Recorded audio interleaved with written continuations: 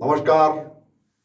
मैं सुभाष शर्मा, आपका YouTube video blogger एक बार फिर आपके बीच में उपस्थित हुआ हूं और मैं इस वक्त पूरे देश की बल्कि पूरे विश्व की जो सबसे बड़ी समस्या है आज की, उसको लेकर आपके सामने प्रस्तुत हुआ हूं।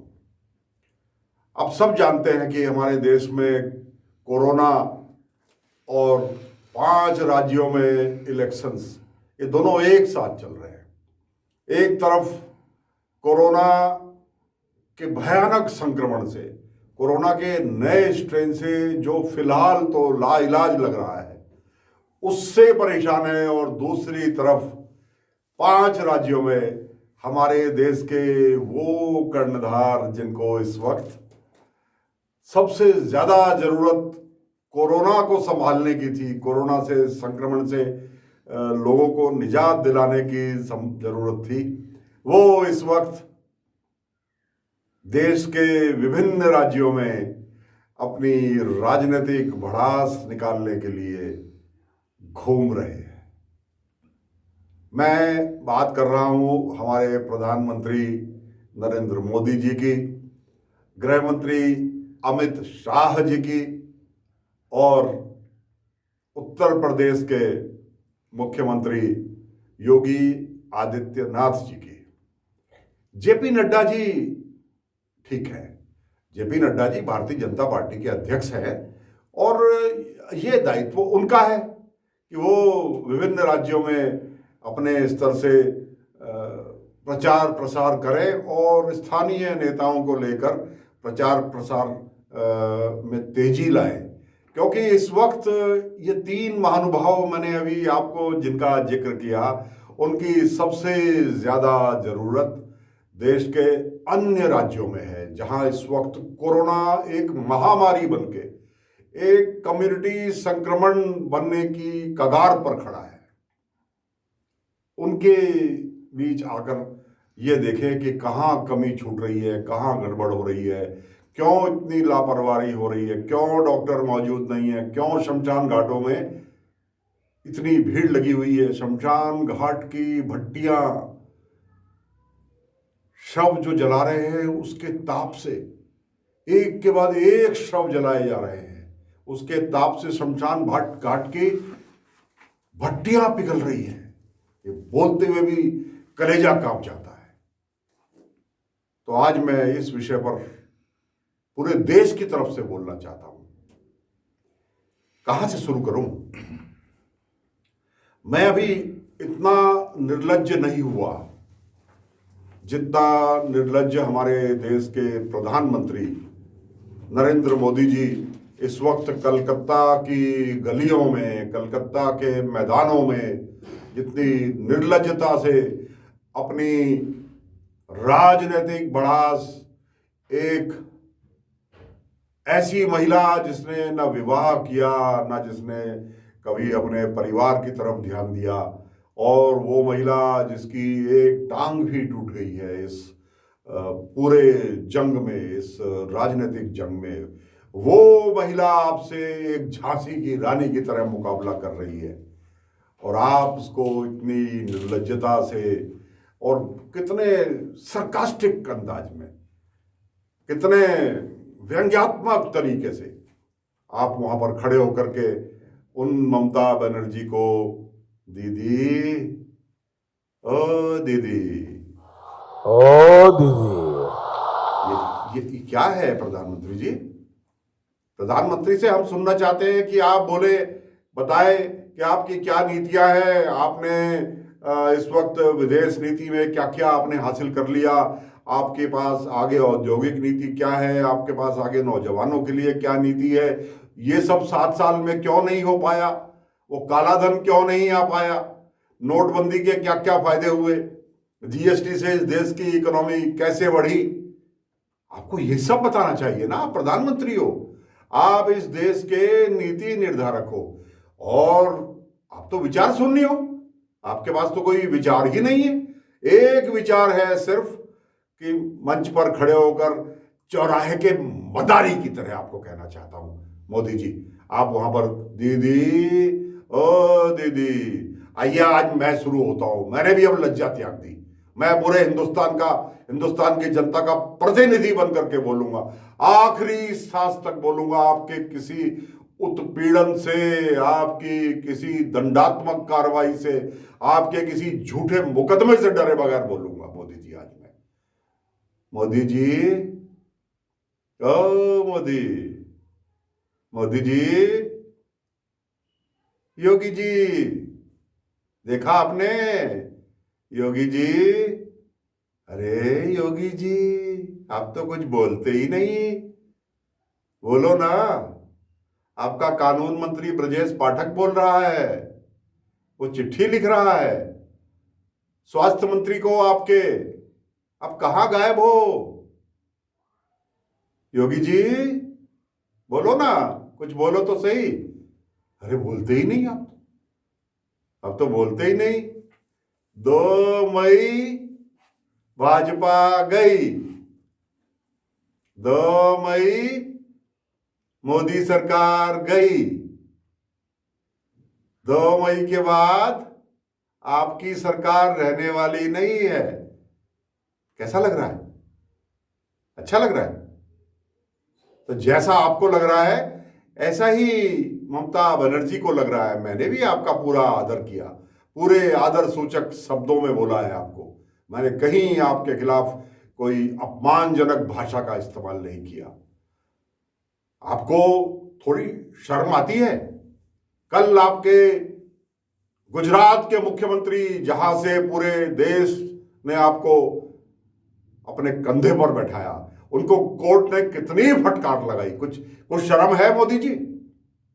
ये बिल्कुल नहीं है।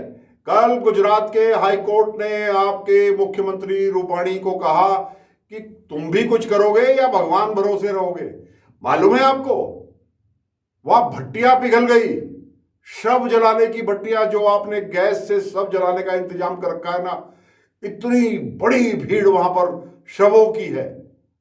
और आप झूठे आंकड़े पेश करते हो, रोज झूठे आंकड़े। आप मौत छुपाते हो गुजरात की। आपकी सरकार आपके कहने पर छुपाती है मोदी जी। यह आरोप सीधा सीधा आपके ऊपर लग रहा है। और आप इस तरफ से तटस्थ होकर आप लोगों को मरने दे रहे हो। आप लोगों की लाशों पर राजनीति कर रहे हो। कलकत्ता जाकर, बंगाल जाकर, बंगाल का राज चाहिए आपको, चाहे यहां कितने ही लोग मर जाएं। इस वक्त देश में लॉकडाउन की जरूरत है मोदी जी। ओ मोदी जी, मोदी, ओ मोदी, अरे बोलते ही नहीं हो। योगी जी, लखनऊ के डीएम को सुना कल क्या बोल रहे थे? लखनऊ के जिलाधिकारी ने कल अस्पताल में जाकर के कहा कि लोग रोड पर मर रहे हैं, सड़क पर मर रहे हैं। लखनऊ में शमशान घाट में अपने परिजनों को सम्मानजनक अंतिम विदाई देने के लिए शमशान घाट में टोकन बांटे जा रहे हैं। आपको शर्म नहीं आती? और आप कलकत्ता में बैठ करके कह रहे हो कि नहीं, हम अभी समय नहीं आया। क्या क्या समय आएगा? 1,69,000 नए केस कल का आंकड़ा है, कल का। और आपके आंकड़े अधूरे होते हैं, आप बहुत सारे आंकड़े आप छुपाते हो। आपकी 900 से ज्यादा कल की मौतें हैं। अब देख रहे हो देश कहां जा रहा है? कहीं कहीं समझ में आ रहा है? या एक उद्देश्य है कि किसी तरह कलकत्ता, बंगाल का राज आपको मिल जाए, चाहे उसके लिए यहां आपको अभी हजारों लोगों, लाखों लोगों की जान और जाए। आप जो भी कुछ करोगे, आप 2 मई के बाद करोगे। आप अपने काम में व्यवधान नहीं डालना चाहते, क्योंकि आपको सत्ता की भूख, बड़ी भयंकर भूख आपको हो गई है। आपकी ऐसी भूख है कि आपकी भूख खत्म नहीं होने वाली।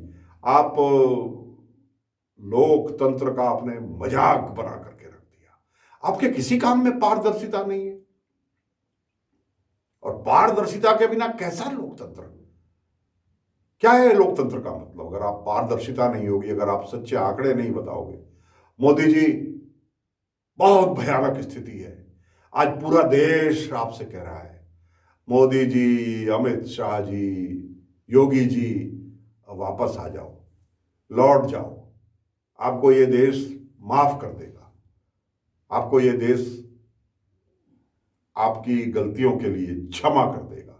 वापस आओ, वापस आओ। इस देश को कोरोना जैसी इस महामारी से बचा लो। निर्दोष लोगों के परिवार टूटने से बचा लो। आपको मालूम है, वो सारे हेल्थ वर्कर्स, वो डॉक्टर्स जिनको सबसे पहले कोरोना के इंजेक्शन लगे थे ना, आज उनकी ऐसी स्थिति हो गई है कि दोनों दोनों इंजेक्शंस वो एक के बाद एक जो होते हैं वो लगा चुके हैं। सबसे पहले उन्हीं को लगाए गए थे और लगाने भी चाहिए थे, मगर आपकी उस दवाई का कोई असर ही नहीं हो रहा।